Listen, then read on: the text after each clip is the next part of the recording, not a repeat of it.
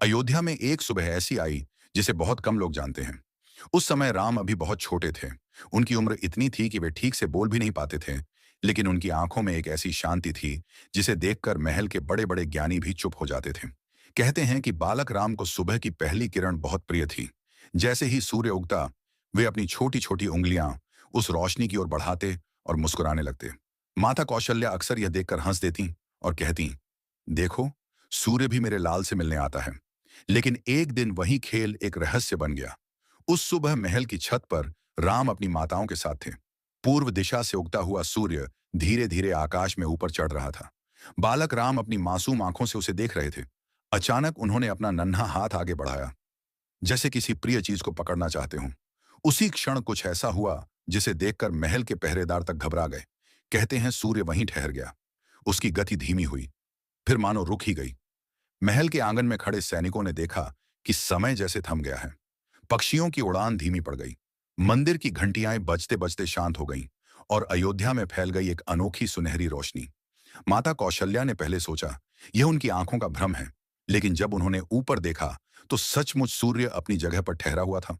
उसी समय राजगुरु वशिष्ठ को बुलाया गया। वे आए, बालक राम को देखा, फिर आकाश की ओर देखा और कुछ क्षण मौन रहे।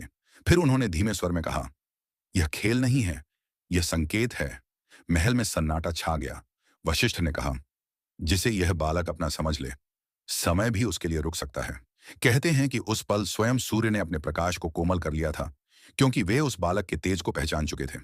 लोक कथा में आता है कि सूर्यदेव ने मन ही मन प्रणाम किया और कहा, आज मैं रुका हूं, क्योंकि मेरे सामने वह है जिसके नाम से युग चलेंगे। माता कौशल्या ने घबराकर राम को अपनी गोद में उठा लिया। जैसे ही राम ने मुस्कुराकर अपना हाथ नीचे किया, सूर्य फिर धीरे धीरे आगे बढ़ने लगा। समय फिर चल पड़ा। हवा फिर बहने लगी। पक्षियों ने फिर से गाना शुरू कर दिया। लेकिन उस दिन के बाद अयोध्या के महल में एक बात फुसफुसाहट बनकर फैल गई। राजमहल में जन्मा यह बालक केवल राजा का पुत्र नहीं।